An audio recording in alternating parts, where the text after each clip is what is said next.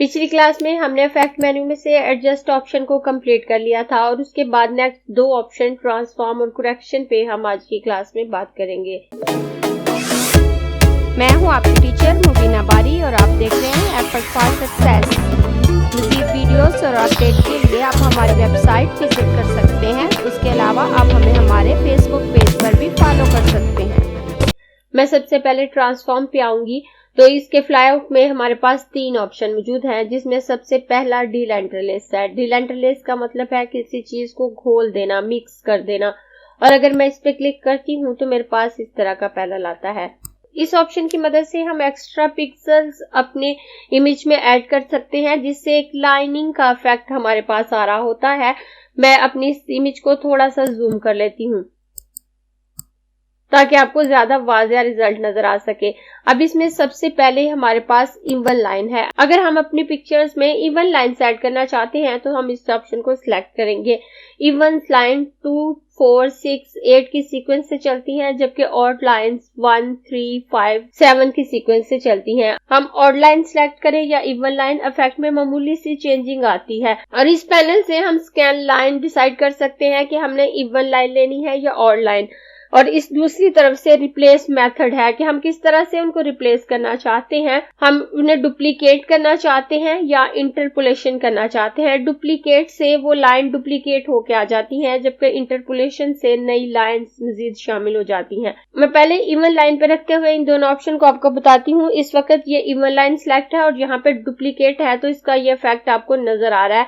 इस इमेज के फेस पे आपको लाइन नजर आ रही है, जबकि इस तरफ का फेस बिल्कुल क्लियर है और यहाँ पे आपको लाइन नजर आ रही है। अगर मैं इनको इंटरपोलेशन पे करती हूँ तो इसके इफेक्ट में मामूली सी चेंजिंग आती है।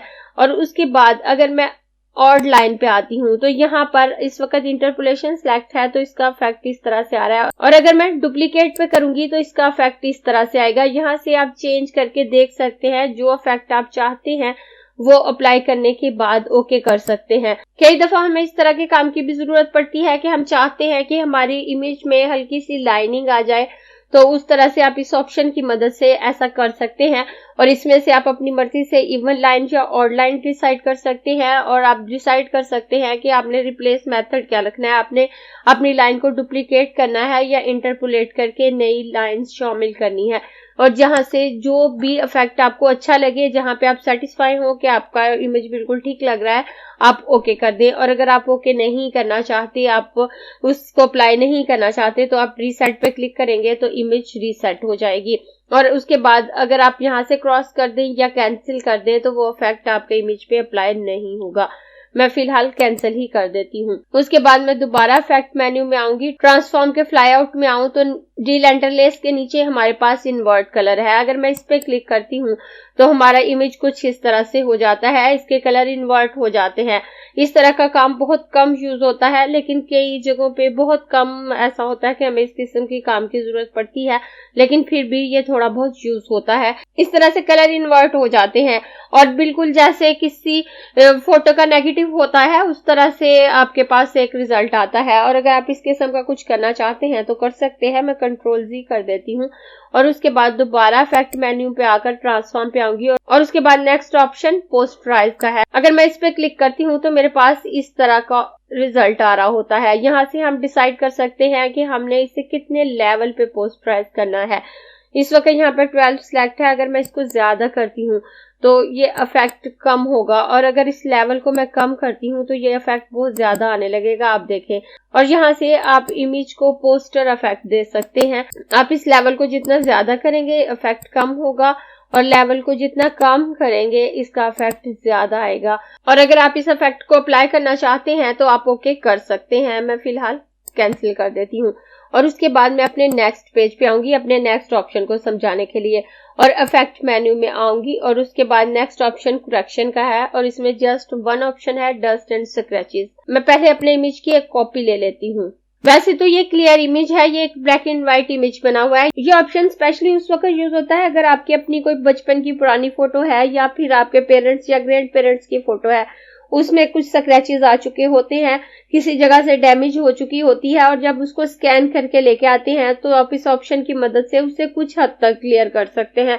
100% क्लियरेंस नहीं आती, कुछ हद तक आप उस इमेज को क्लियर कर पाते हैं और वो डस्ट और स्क्रैचेस कम होने लगते हैं। इस वक्त मेरी ये वाली इमेज सिलेक्ट है और मैं इफेक्ट मेन्यू में आऊंगी और करेक्शन ऑप्शन पे आकर डस्ट एंड स्क्रैचेस पे क्लिक करूंगी। तो आप देखें यहाँ पे मुझे प्रीव्यू नजर आ रहा है। अब यहाँ से मैं डिसाइड कर सकती हूँ कि मुझे इसे कितना कम करना है। सबसे पहले थ्रेशोल्ड है। थ्रेशोल्ड का मतलब है महसूस करने की हद, वो हद जहाँ पे आपको फर्क महसूस होना शुरू हो। आप इसको कम या ज्यादा कर सकते हैं। इस वक्त ये 251 मैक्सिमम लेवल पे है, आप इसको कम भी कर सकते हैं। इसके बाद अगर मैं इसको कम करती हूँ तो आप देखें ये तस्वीर थोड़ी सी बेटर होना शुरू हो गई है। इसके पिक्सेल्स मिक्स होना शुरू हो गए हैं। एक्चुअल में ये पिक्सेल्स को मिक्स करता है, जिससे आसपास का वो एरिया जहाँ पे डैमेजिंग है उसके आसपास का कलर वहां पे आकर उसको फिल करने की कोशिश करता है, ताकि वो डस्ट और स्क्रैचेस क्लियर किए जा सके। तो आप यहाँ से थ्रेशोल्ड को कम ज्यादा कर सकते हैं। उसके बाद रेडियस है, तो यहाँ से भी आप रेडियस को कम ज्यादा करके देख सकते हैं कि कहाँ पे आपको एक बेटर रिजल्ट मिलेगा। और उसके बाद जहाँ पे आप सेटिस्फाई हो वहां पे आप ओके कर सकते हैं। अगर मैं यहाँ पे ओके कर देती हूँ, थोड़ी देर लोडिंग होगी और लोडिंग होने के बाद आप देख सकते हैं कि इस तरफ की इमेज के कलर ज्यादा क्लियर आ रहे हैं इसकी निस्बत। वैसे ये फोटो डैमेज नहीं है, इसमें डस्ट और स्क्रैचेस नहीं है, इसे ऐसे ही एडिट किया गया है और मैंने इसे डाउनलोड किया है। अगर आप ओरिजिनल में कोई डैमेज इमेज स्कैन करके लेके आते हैं और उसको इस ऑप्शन से क्लियर करने की कोशिश करते हैं तो तब आपको ज्यादा फर्क महसूस होगा, लेकिन इस वक्त भी आप इसमें फर्क महसूस कर सकते हैं। इसकी कलरिंग और इसकी कलरिंग में काफी फर्क आ चुका है और इसके स्क्रैचेस कम हो चुके हैं। यहाँ पे आप देखें ज्यादा डार्क लाइन है, जबकि यहाँ पे एक लाइन मौजूद है जो कि काफी लाइट हो चुकी है।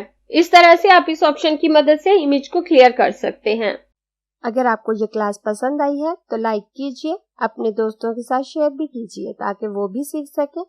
आप अपने क्वेश्चंस और व्यूज नीचे कमेंट बॉक्स में लिख सकते हैं और अगर आपने चैनल सब्सक्राइब नहीं किया तो प्लीज सब्सक्राइब कीजिए ताकि आपको आने वाली वीडियोस का नोटिफिकेशन फौरन से मिल सके।